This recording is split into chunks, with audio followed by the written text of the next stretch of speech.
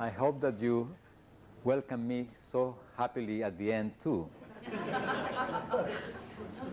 Thank you very much. I'm happy to be here and that you are here to listen. Some of you have heard me before, and I feel a little bit shy because I do not change so much into years to be able to tell a new story or a new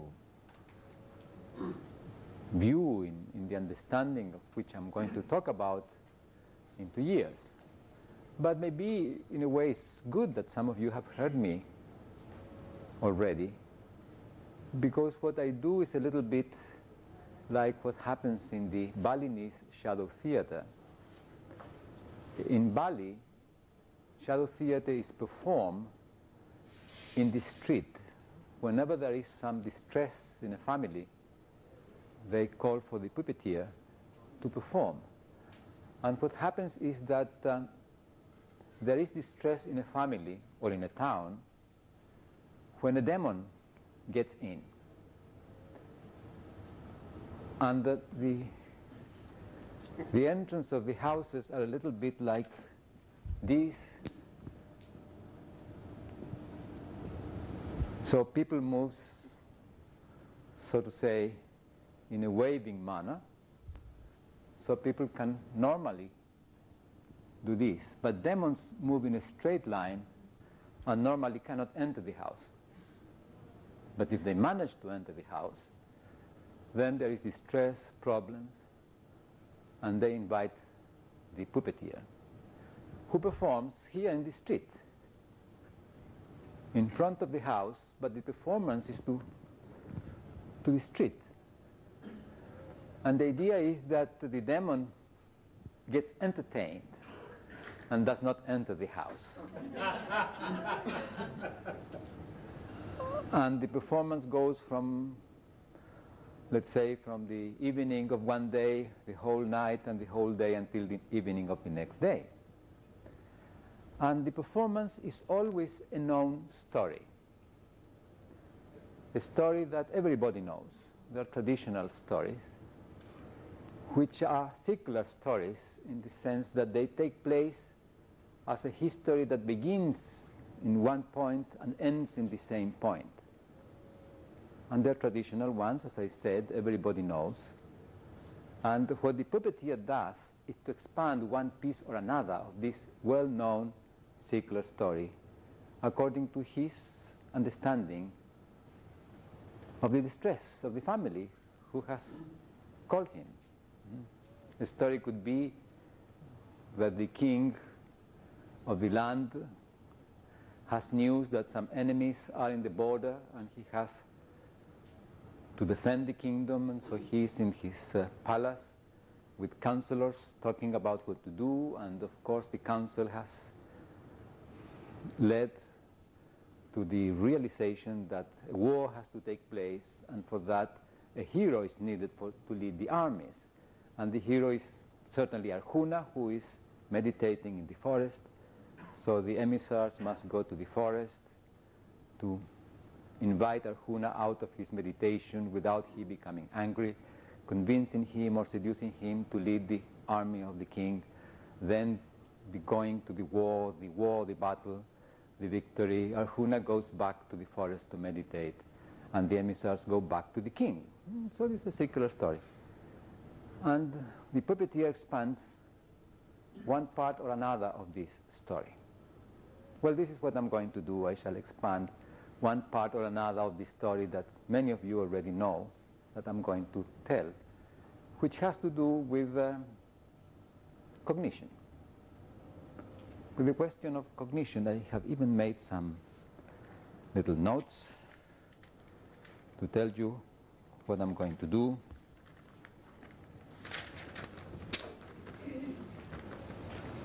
So today I shall speak about the question of cognition. I see you have there a diagram which I call the ontological diagram. I shall discuss the matter of the epistemology of knowledge, explaining cognition and so on and so forth. And in the afternoon, I shall speak about structural determinism and scientific explanations. Tomorrow, I shall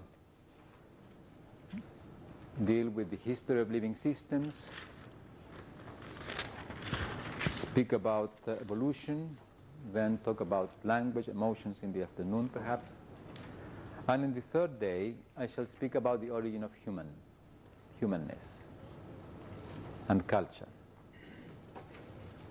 And I shall end with some reflections in relation to the origin of humanness and politics and democracy. You will realize that to speak about politics and democracy in a way is coming back to the beginning. So the whole story will be circular, because we'll have to do through a whole development of reflections on processes, starting from human relations, to come back to human relations again at the end. Now, why the whole story? Why I'm telling all this to you? Well, the first answer is because David invited me. So this is a very straightforward, yes, I came here because David invited me. At the same time, although what I'm saying may sound in some moments as reflections which have to do with human relations, I'm making no recommendation. I'm not a messenger of anything. But what I shall do is to reflect upon the conditions that have to be satisfied for certain phenomena to take place in human life. So in a way, I shall be doing an analytical reflection about humanness and what must happen such that, for example, social relations take place or cognition takes place, and which are the implications which I think are relevant in this for us nowadays. And I'm concerned with nowadays, as everybody must be concerned probably, because it's the present of our life. Life takes place in the present. If you were to ask me about history or about time, about past and future, I would say life takes place in the present. Past and future are manners of living in the present. And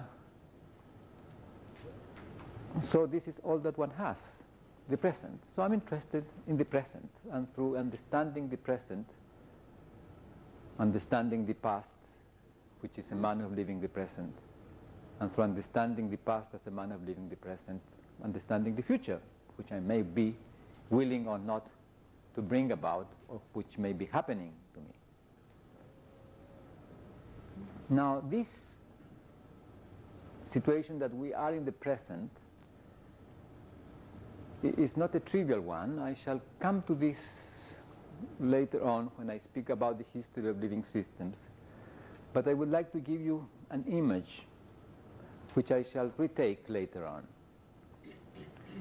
And the image is that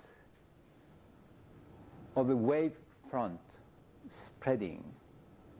If there is a pool, if this were a pool, no wind, very quiet, and you were to drop a stone there in the middle, a wave will begin to propagate, or a series of waves will propagate. And the wave front is always a wave front. The present of the wave is continuously changing, but does not take place beyond the wave front. Not behind the wave front, not in front of the wave front, is taking place in the wave front, which is propagating. And what is very interesting in a propagating wave, You drop the stone here, and the wave begins to propagate.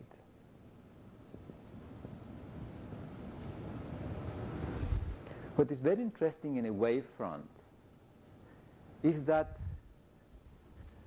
all the points of the wave fronts are coherent with each other, although they are not necessarily directly related with each other. They are coherent through their origin.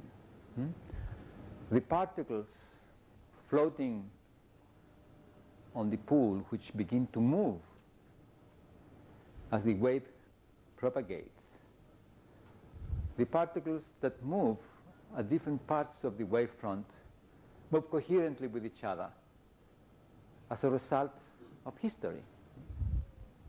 The particles here and the particles here are coherent with each other in the movement, not because they are interconnected, but because they are part of a history, which is the history of propagation of the wavefront. At the same time, there are certain local coherences which result from neighborhood. Now, we living systems live in the present, and the present of living system is the present of a wavefront, which began when life began, 3,500 million years ago. More or less, I mean, a few thousand years more or less for 3,500 million is not too much. You don't ask me for a very great precision, I cannot give you a great precision, but let us say around 3,500 million years ago, life began. And this is a history of change as a wavefront. And so all living systems are interconnected, are related. There are synchronicities, so to say, in what happens with living systems, not because they are in touch with each other, but because they are part of a history, of the same history. And to understand this, I think, is of interest, precisely because we are discovering in this moment in the Earth that we are so interconnected and so related that organisms, living beings which seem to have completely independent histories, turn out that they are interconnected, they are related. Their lives are congruent in some ways which are not dependent on the locality of their interactions. They are dependent on the coherences which arise from a history of transformation, like in a wavefront.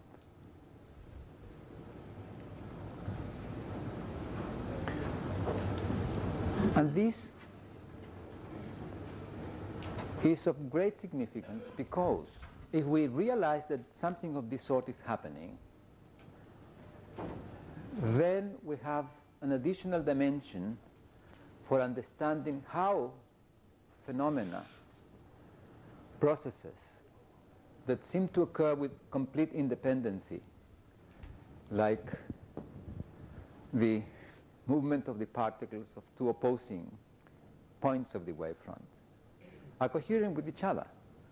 And you don't have to find a causal relation for that coherence as you would find if you were to look into the interactions in the locality.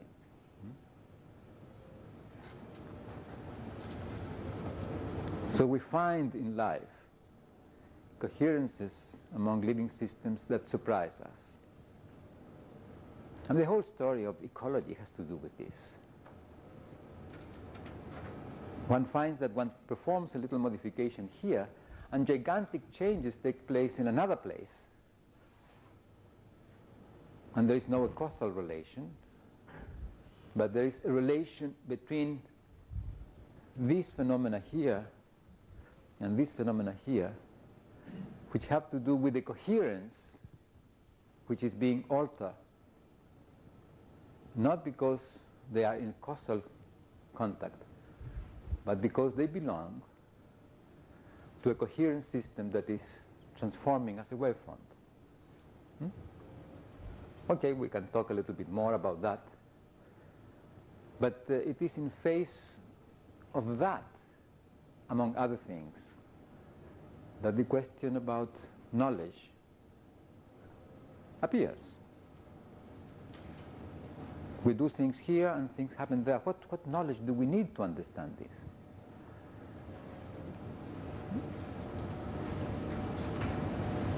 And this is very forceful for us. We cannot pretend that this is not the case. We are transforming the world. We live and we transform the world. The other aspect, which has to do with what I'm going to be talking about, is the fact that we use knowledge in daily life continuously. We claim knowledge, we demand knowledge, we fight about knowledge. We kill each other claiming that we know and the others do not know. What is knowledge? What is to know?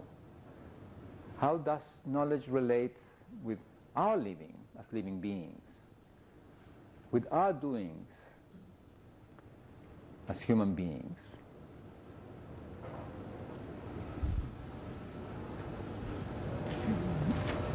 We don't have to start from this idea of being the present of a wavefront, but if we have this image, how can one make a claim like that? And have a claim that is meaningful for us, because it turns out to be meaningful, because we find ourselves in these situations in which we are in coherent relations, even though we belong apparently to different particular histories. I come from Chile to Melbourne in Australia, and I speak to you, and I'm not a total foreigner. Well, I'm a foreigner, and yet I'm not an alien. I don't come from an entirely different world, yet I come from a different world, but yet not entirely. How come that there is this possibility of coherence? How should one understand this? One way of understanding is, of course, is that we are talking about a reality independent from us, which is the source of validity of our knowledge, and which is the source of the universality of knowledge. This could be an explanation. And yet, this same idea about the possibility of talking about an independent reality, we know has been present in the history of humanity many times, and has been questioned at the same time many times, because it is not so easy to claim that indeed one can claim that there is an independent reality that gives validity to what we do. Does science allow us to do so? But scientists say that science is a hypothetical deductive system of explanations. If it is hypothetical, then in what sense reality validates science?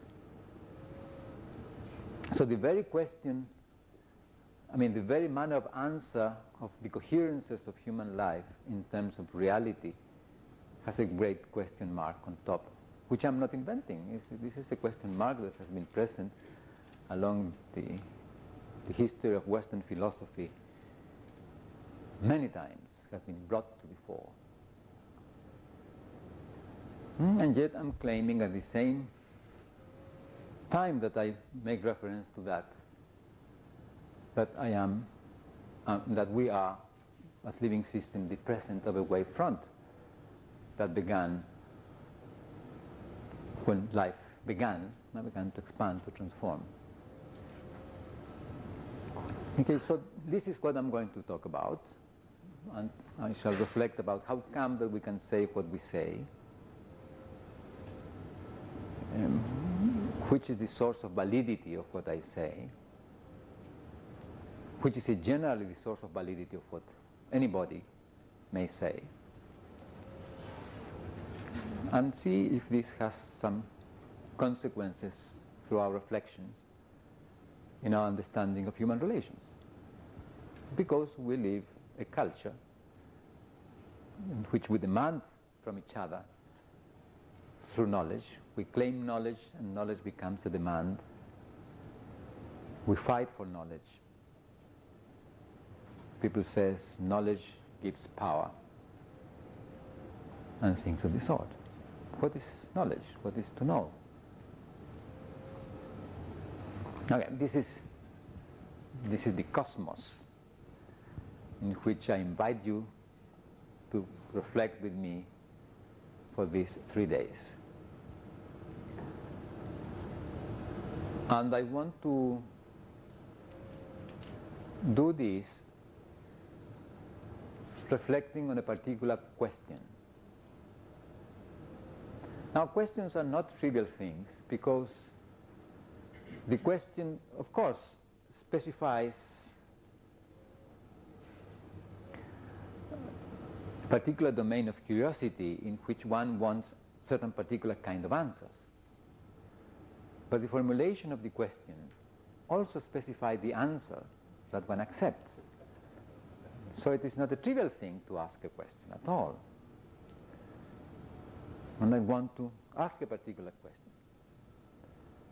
At the same time, I have no way of telling, I mean, I could, but I have no way of validating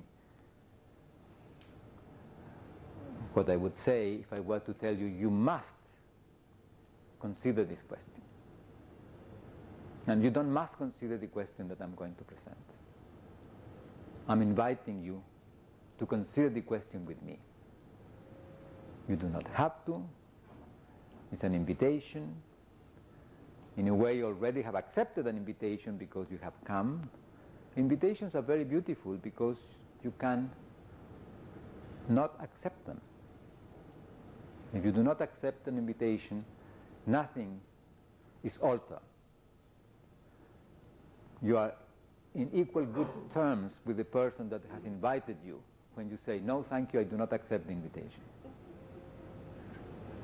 Because if the person who invites you becomes angry because you do not accept the invitation, this means that it was not an invitation, it was a demand. So this is an invitation. I shall not become angry if you do not accept. And the invitation is to consider one particular question and the consequences of considering this question.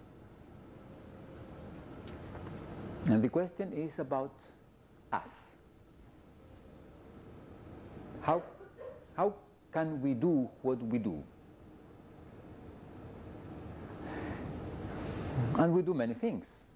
We make distinctions, we make claims, we do explanations. How can we do what we do? We make cognitive statements. How can we do what we do? Now, this is a different question about cognition than the usual manner of asking this question. I have just been reading a book in which the question about cognition is formulated in terms of which are the conditions that make knowledge possible.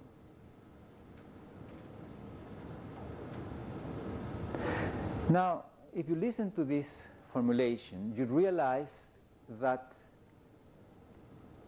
it is presented as if to know were already something that one understands. Another form of this question would be, which are the conditions that make the knowledge of reality possible? If one formulates the question in this manner, one is already presupposing the accessibility of reality. So one is giving already a fundamental element to the answer. To know is to know something about something. Now I'm asking a different question. I'm asking the question, how can do that which we can do as human beings? And what do? Well, we do distinctions, explanations, cognitive claims. How can we do that? And to answer that question, we have to use what we do. We do explanations. How we do explanations, we have to answer it doing explanations. We do cognitive statements. How we do cognitive statement, we have to answer how we do cognitive statement by making cognitive statements.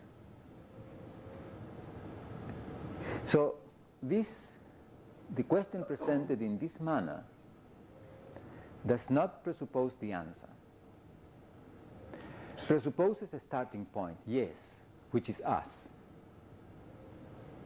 Because the question is about us. How do we do what we do? How do we explain our operation as observers who explain?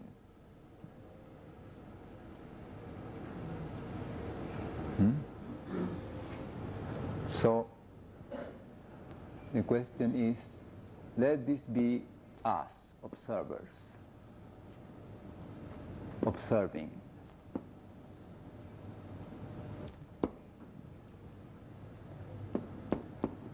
It is essentially the same diagram that you have there, but as I speak, I want to draw it. And who is the observer observing us? Any one of us, doing what we do.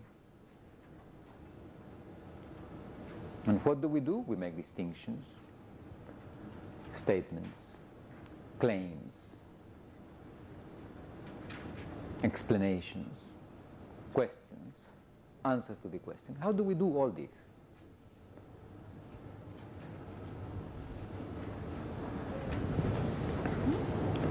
And as I say that it is us, the observers, we human beings, I am at the same time saying that it is us as the kind of beings that we distinguish ourselves being. Because we distinguish ourselves as living beings. Now, how do we distinguish ourselves as living beings? Well, one way is looking at the similarities that exist between us and other entities that we call living beings. We look at animals around us and we find that we resemble the animals with which we relate and that we find.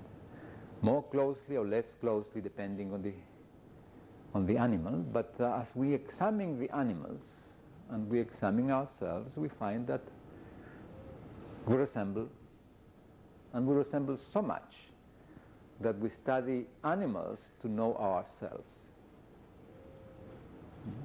Medicine, for example, is fundamentally done experimentally in non-human animals. So we are living beings. And we are living beings living.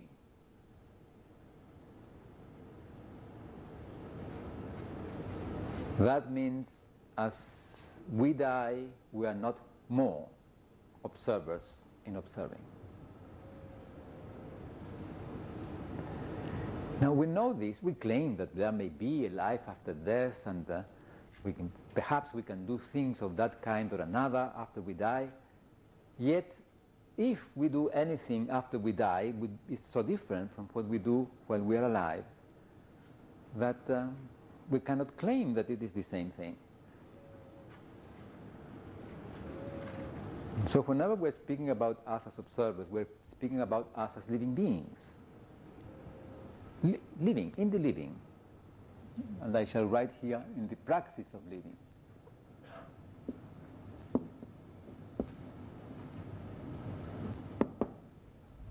And the praxis of living means only that, living. We find ourselves living when we ask about ourselves as living beings.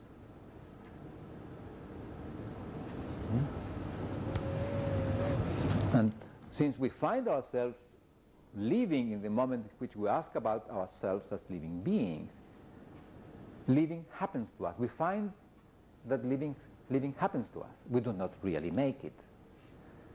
We are not really pushing inside to be alive. It happens that we are alive. No one of us is trying not to die. Well, some crazy people tries not to die. But you don't have to try not to die. It happens that we're alive. So, in the happening of living,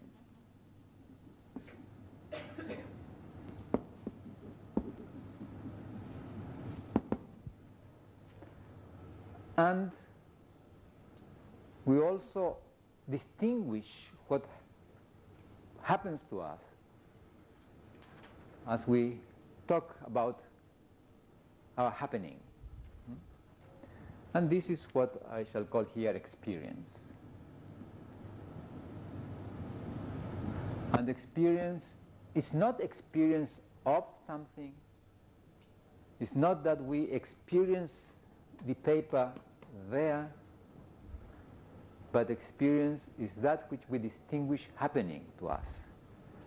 Oh, I touch the paper. I find myself touching the paper, and I distinguish this as something that is happening to me. I am talking here. I am in the experience of giving a lecture, of leading a seminar, of interacting with people. It's an experience, that which I distinguish. If I do not distinguish, there is no experience.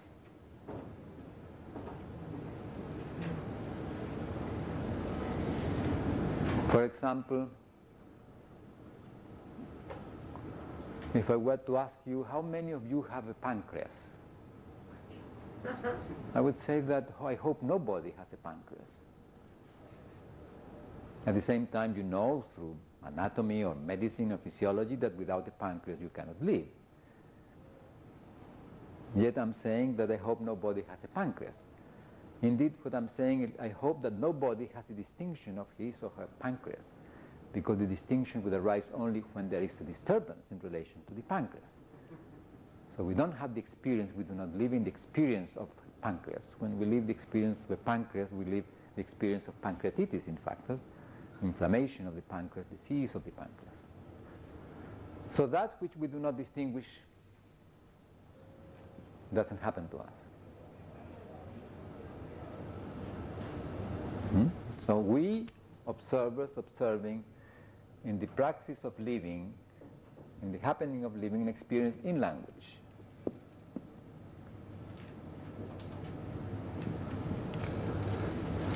So this is the starting point, and this is the problem at the same time.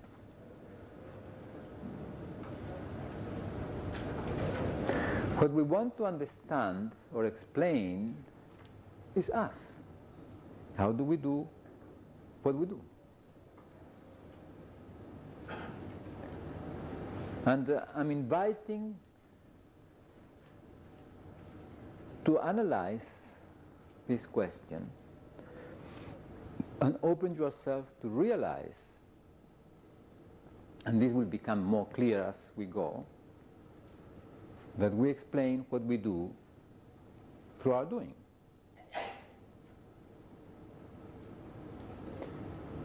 We're accustomed to think that one explains a phenomenon through reference to something else, and in many occasions certainly we do that.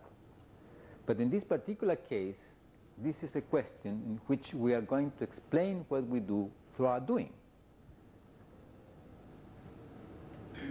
Because it's as we operate as observers that we distinguish what we distinguish, and we shall use what we distinguish to explain how do we operate as observers.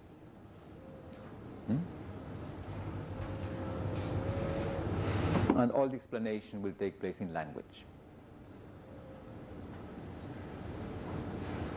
In fact, I'm going to claim And this is not a novelty either, because many people have said this, that what makes us the kind of animals that we are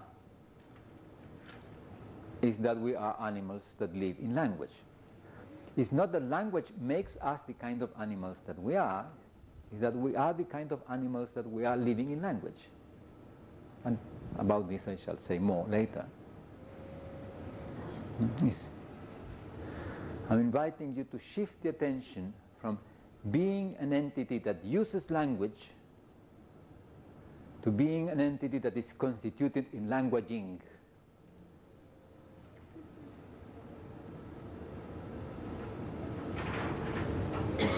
This is why I say in language.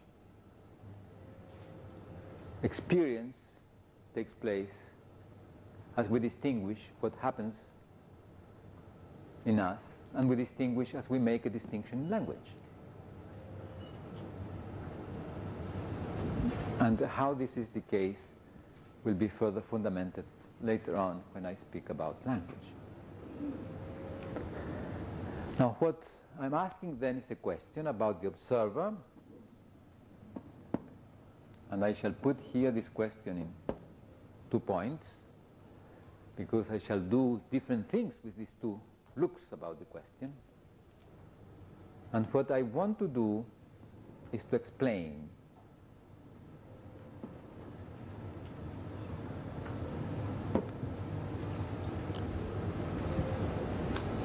Now, why do I want to explain? Well, because I want to explain. In fact, I am, as a scientist, a person that lives under the passion of explaining.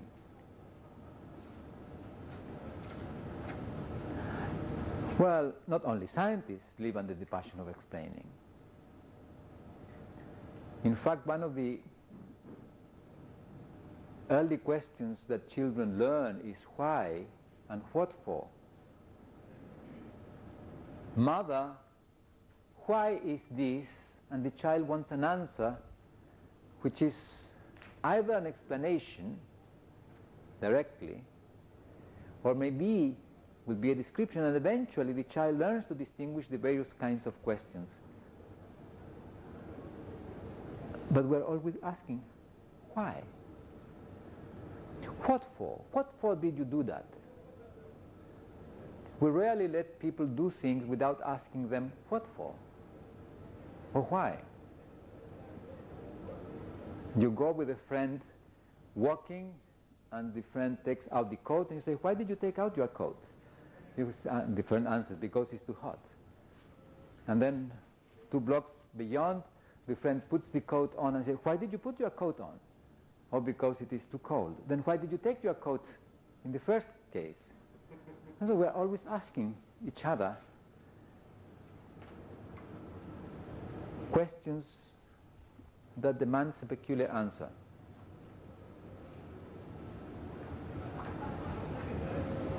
And it's not trivial. We get angry about the answers of our questions, in which what we demand is an explanation. We human beings in this present culture live asking each other's questions with a high frequency, questions that demand a particular answer, and the answer that they demand is an explanation. So what I am proposing to do is to ask the question about the observer, but I'm proposing not only to ask the question about the observer, but accept the question. And here is the invitation. I'm inviting you to accept the question about the observer. How come that we can do whatever we can do as observers? How do we do it? How do we explain observing? Or how do we explain living? How do we explain experience? Experience as something that we distinguish in language. As we accept the question about the observer, we accept the question about language. We accept many questions. But we do not always accept the questions that we ask. We frequently ask rhetorical questions, as we call them. Questions that we pose and we do not care about the answer. Or we play answering them in a manner that is not an explanation, but a statement of a property.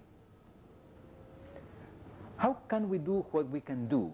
Oh, well, because we have the ability of doing it. After all, we are human beings that live in language, conscious beings. This is a property of the soul.